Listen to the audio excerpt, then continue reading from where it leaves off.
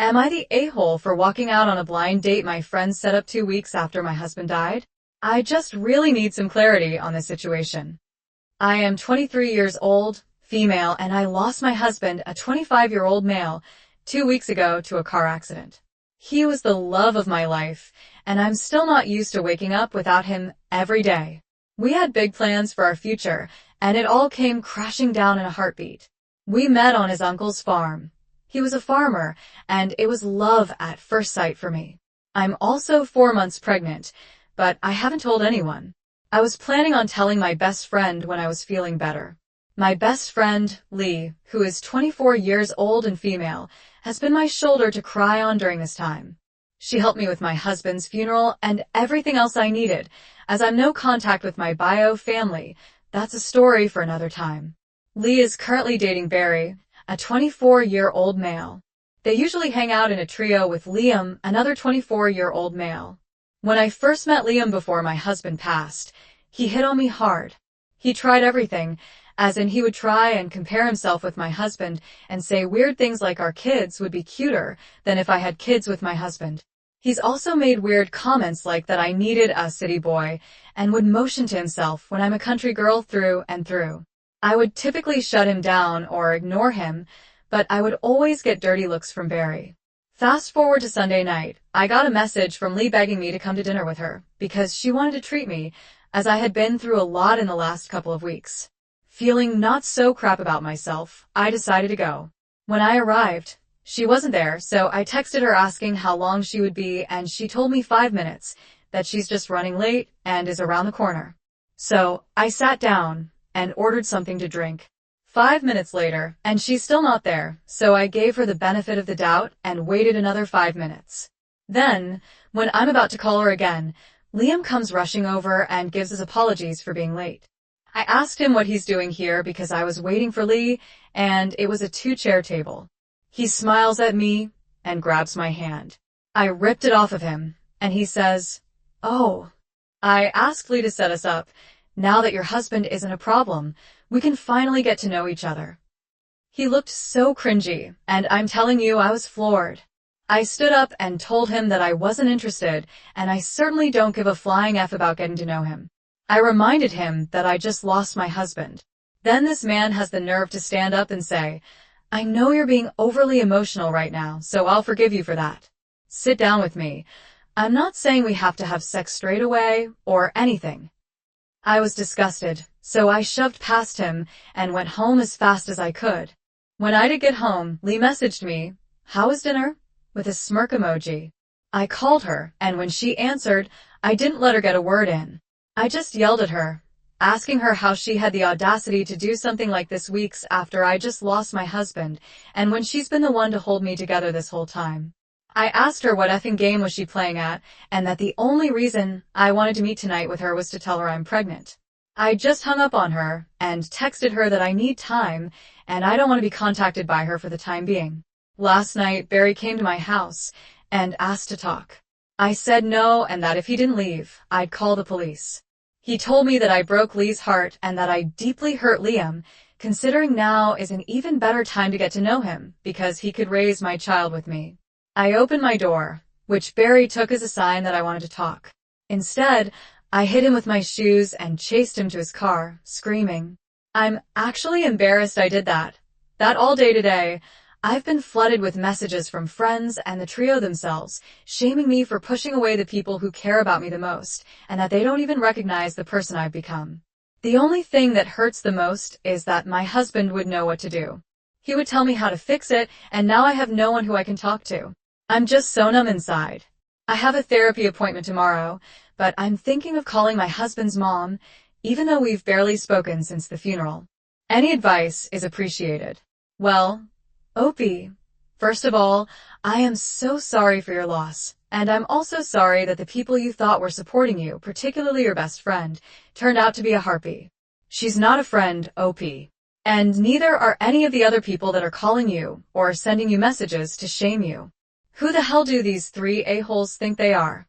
I mean, Lee, your best friend, for setting you up behind your back 2 weeks after your husband passed. Liam, for being a creep, and Barry for going to your home to tell that Liam is the best option to raise your kid with you. They can all three get bent and go themselves. Opie, I don't think you need some time. I think you need to go no contact with these people. These are not your friends. Just get rid of them. And I think at the end, you gave yourself the best option. Call your late husband's mother. If you had a good relationship with your in-laws, then they would be the perfect support system right now. What do you guys think? Let me know in the comment section. And now, let's check out the community comments. If I were in your shoes, says not the a-hole, 1,000 times that is way too soon for any of that. Sorry, I know women and it has been years and they are still not dating. And I am sorry for your loss. You need time to grieve. Take the time you need. There is no timeline for it. Take care of yourself and your child. Roman says, the real problem here is your friendship with Lee. She may have supported you during the first few weeks of your loss, but she's certainly not your friend now. She's pimping you out to any bozo who comes along, probably at her a-hole husband's insistence. If they, and anyone else, thinks you can get over such a profound loss with a cheap fling, then they need to get out of your life. The fact that they're all in on taking advantage of a grieving, pregnant widow is beyond creepy. Of course, you've changed. You've lost your husband, which any normal person would be deeply affected by. Cut them out of your life. No explanation needed. Block, block, block. You and your baby are all that matters now. A-hole friends have absolutely no place in your life now. I'm deeply sorry for your loss, not for the a-hole. My friends called me epic. They say, effing vultures. They ain't your friends. They're effing vultures with a savior complex. They think saving you is their calling, and they don't care at all about your feelings. I'm so sorry for your loss. It's good that they are showing who they are now, though. Time to trim the excess. Fake friends, not the a-hole and Mac chicken. 25 says these three are absolute crap humans. Did they absolutely hate your late husband or something? Lose the three of them. I can't even comprehend the audacity that would make them think any of their behaviors was appropriate. And Op responds, Lee used to have a crush on my husband. She knew him because her brother used to play football with my husband. Other than that, Barry and Liam hated him because they think people from the country are stuck-up rednecks. Thank you for your comment. Well, the community agrees. Those aren't friends, and Op needs to cut them out of her life. Now, let's move on to the update to see how this story ends. Hello all, and thank you for all the comments and support. Before I update, I'd like to address some things from the comments on my previous post. 1. No, this isn't fake. If you choose to believe that, then that's fine, but don't be dragging my husband when you didn't even know him. Liam didn't kill my husband. It was a car accident. My husband died on impact. Nothing crazy went on. It's just awful, but as simple as that. 2. Lee was my friend for a long time. She was genuinely there for me when I went no contact with my parents, and I thought she was a decent friend. Now, knowing the truth, there are many things I can think of that she did that are red flags. Personally, I think I ignored them, because I have never been close to anyone like that other than my husband. 3. Liam is a loser, and from my chat with Barry, I learned that he's always had feelings for me and that he's never given up because apparently, he's my type. He isn't and never will be. For yes, I ordered a drink. I didn't think I needed to disclose that I ordered a lemonade. It was simply a soda, nothing wild. I know I'm pregnant, and I'd never do anything silly. 5. I'm not magically pregnant. My husband and I both wanted children young, and we were trying for about a year. We just didn't disclose that we were trying because my husband and I think it's weird telling people, oh, we're having sex an extra amount. I don't know, but my husband and I are very private people and kept a lot of it that way. Now, to update you all, I called my mother-in-law, Louise, after making the post. I thought that I needed to tell her about the baby because, just like some of you said, she is overjoyed about the news. She didn't answer my call, but instead drove straight over to my house. I honestly didn't know what to say to her, but we just hugged and cried all night. I didn't have the best delivery about how I'm pregnant, probably due to all the crying, but she just lit up and was so happy. It's the first time I've seen her be this happy in all the time I've known her. So, at least I have some support. My father-in-law came over when he finished work after mother-in-law told him he needed to come to my house, and he was overjoyed about becoming a PO. Louise offered to have the baby and I move in, and I agreed. She said that I can sleep in my husband's old room, which was a little bittersweet when I told her what was going on with Lee, Liam, and Barry.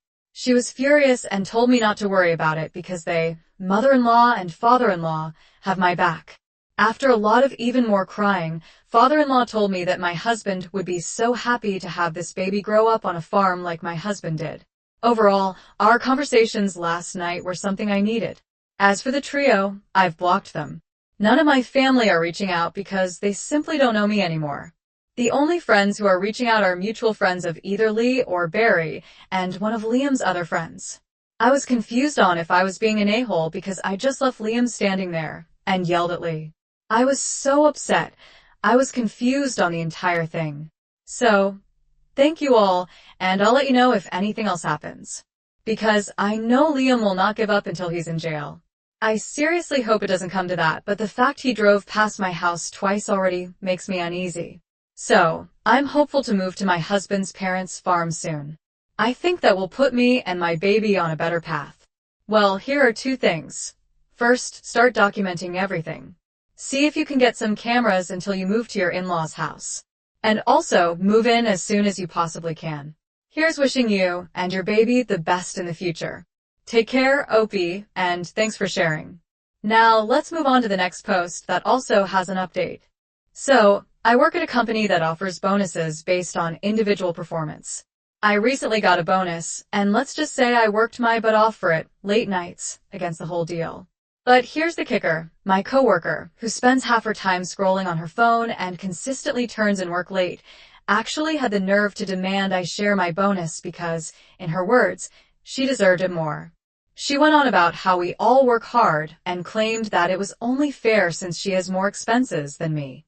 I tried explaining that we all get evaluated on our own performance and that it wouldn't be fair to split it. Of course, that didn't go over well. And now she's going around the office calling me selfish and greedy. Some of my coworkers are rolling their eyes at this, but a few are starting to act a bit colder to me. Am I crazy? Or is this entitlement at a whole new level? No, Op, you are not crazy at all. This is entitlement at a ridiculous level. I mean, you have to have some very special case of main character syndrome to think that you deserve what other people work for. I don't know how you would get to that part, but yeah, you need to be some very special kind of idiot. If your coworker has financial issues or she has more expenses, the solution isn't to berate a coworker to give her money she didn't earn, but to actually hand in the work on time and stop scrolling through her phone. Now, if she's creating a hostile work environment for you, Opie, go to HR and make a report. What do you guys think Opie should do? Split the money with the coworker or go to HR? Let me know in the comment section. And now, let's continue with the community comments to see what they said. Appointment says, so, I presume all employees can earn this bonus. It's performance-based. They continue, F them for demanding what you earned, and F the other coworkers who are backing her. Op responds, bonus is based on how you bring in cash. I recently helped the company secure a deal worth millions, which they appreciated with a portion of the money. Now, that it's making her feel entitled. Just an old baby boomer says, I would discuss this with your boss, given that this entitled loser is creating a hostile work environment. Op responds, you're absolutely right. This entitled attitude is definitely making things uncomfortable for everyone. I'll be having a conversation with my boss soon to make sure it's addressed properly. Thanks for calling it out. Utah's Devil says, I think HR and the company would like to know that your coworker has issues with bonuses are awarded and that they think the company is unfair in their evaluating process. Op responds, that's a really good point. If my coworker has issues with the way bonuses are awarded, then HR and management should know about it, especially since it reflects poorly on the company's evaluation process if they're going around saying it's unfair. I'll be sure to bring this up if I discuss it with HR, so they're aware of how my coworker's behavior might be impacting morale. Thanks for the suggestion. Well, the community agrees the coworker is being ridiculously entitled, and that Op doesn't need to share anything, and that he should go to HR. So now, let's move on to the update to see how this story ends. Yesterday, I shared a post about a coworker who expected me to share my individually earned bonus, claiming it was only fair because she had more expenses. I was blown away by the responses from you all, some suggesting I let it go, others jokingly suggesting a slap, but most of you advised me to escalate the situation to HR. Well, I took your advice, and as of this morning, Tuesday 9 a.m., I've just left the HR office. They took my complaint seriously, and it turns out I'm not the only one who's had this issue with her. It turns out like 4 more people had filed a complaint. She's now been suspended for 3 weeks, pending further investigation. Thank you all for the advice and support. Sorry I couldn't reply to each of your comments individually, but I appreciate everyone who asked for an update. Well, it's good to know that I took your complaint seriously, along with the 4 others, and decided to take measures. I highly doubt this will be a change in her attitude, but who knows? Maybe it will. Thanks for sharing, OP. Now, let's finish this video with a mood booster post. They want to force me to give out resumes when I already have a job. Fine, then I, a 22-year-old male, am the primary caretaker of one of my family members. Among other chronic illnesses, she is a diagnosed narcissist with early dementia. As per my family's request, I moved with her and took an online job as a trilingual translator to ensure I would be there 24/7 should she have an emergency. Somehow, she has interpreted my constant presence as me not having a job, despite me explaining several times that I did, in fact, work. She went to the point of stealing my ID and debit card, saying she would not be giving them back to me unless I gave out resumes where she told me to. I have searched the whole house and couldn't find them, so I was forced to comply. I have a huge amount of respect for people who work in these fields, but I am not taking a job as a cleaner or a cashier when I work in my field of choice. That's when I noticed all the places she was forcing me to send out resumes to or requesting a cover letter. This is where the malicious compliance took place. I took an already written cover letter and changed some details so it would seem like I wrote it myself. I made her read it and approve it, as per her request, then added the following sentences in my second paragraph. If this letter arrives on your desk, please know that this application has been sent without my consent. Already having an online full-time job, please do not take it into consideration. As you can imagine, I didn't get called back much. Only one place sent me an email, and once I explained the situation, their HR team wished me luck with my situation and told me this motivated them to read cover letters more carefully. At the same time I contacted my boss. I knew they sometimes open in office positions, and my boss is one of the nicest people I know. So, I contacted her and asked if there was any way I could get the next in-office position, telling her why exactly I was asking. I've been working there for 6 months, and she never had any complaints about me. So, she sent me a permanent contract starting in January 2025 for their office, which is overseas in a country where I'm legally allowed to work without a work visa. I won't specify which country, since I have the intention of disappearing there. My flight is already booked, and only my best friend knows what's going on. I have a letter already written out where I tell my family not to warn the authorities as soon as I land. My bank account will be closed and my phone subscription canceled. After 5 years, I will ask to become a citizen in that country and won't renew the paperwork necessary to prove my citizenship in my birth country. I have 3 younger siblings, all of them still in middle school. They have their own email addresses that our parents don't know about, so I will send them an email telling them this is not their fault and that they're the only ones in the family who are allowed to contact me. I'll also add that I will answer any questions they have once they turn 18. I'm excited to start a new life. I'm excited to get out of this family, who has been the source of most of my problems for my whole life. I'm excited to finally escape toxic people in a toxic environment that was destroying my mental health. Only 2 months left, and after 22 long years of waiting, I'll finally be free. All of this because my last straw was forcing me to send out job applications. Well, Opie, nicely done. She pushed you to send out those job applications, and you did a great job for yourself. So here's wishing you the best in the future, Opie. Take care, and thanks for sharing.